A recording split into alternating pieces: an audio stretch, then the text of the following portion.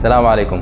OSH Occupational Safety and Health، الصحة والسلامة المهنية، هي واحدة من المجالات المهمة جدا في أماكن العمل. خلونا نتعرف عليها مع الدكتور الباشمهندس حسن بابكر من مركز DHB.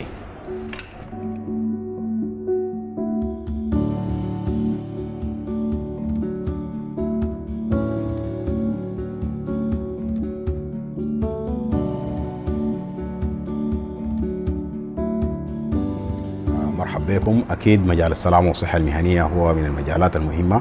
مجال السلامة والصحة المهنية هو مجال بيعنى بمنع الحوادث والأمراض المهنية اللي ممكن تحصل في مكان العمل.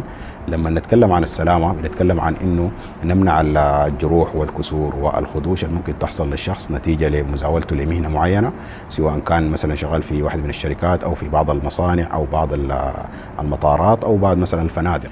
بالنسبة للصحة هي ممكن تعنى بعدم احتلال الصحة أو عدم وجود أي نوع من الأمراض اللي ممكن تنتج من مكان العمل.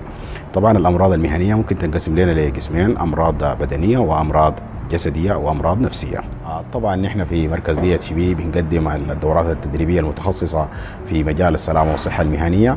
نحن كفريق عمل متخصص في مجال السلامة والصحة المهنية وبنقدم فيه شهادات عالمية، سواء كانت شهادات بريطانية أو شهادات أمريكية متخصصة تماما عبر خبراء بيقدموا لنا هذه الدورات. منها ممكن تكون الدورات الآيوش ودورات النيبوش، وممكن يكون أيضا في مجالات الآيزو، اللي هي كل هذه الشهادات بتمكن الشخص إنه يكون عارف ما هي المخاطر اللي ممكن يواجهها في مكان عمله وإجراءات التحكم المفترض هو يتبعها عشان يتجنب كل المخاطر ممكن تواجهه أثناء أدائه لعمله. طيب، ممكن يكون بعض الأمثلة الحقيقية الحاصلة عندنا في واقعنا السوداني بالنسبة لعدم وجود إجراءات السلامة والصحة المهنية، ووجود بعض الحرائق في بعض الشركات نتيجة لعدم الممارسات الجيدة، نتيجة مثلا للقيام بعملية اللحام بالقرب من خزانات الوقود مثلا، ودي حالة يعني ممكن نشهدها كثير جدا في بعض الآونة الأخيرة في بعض الشركات.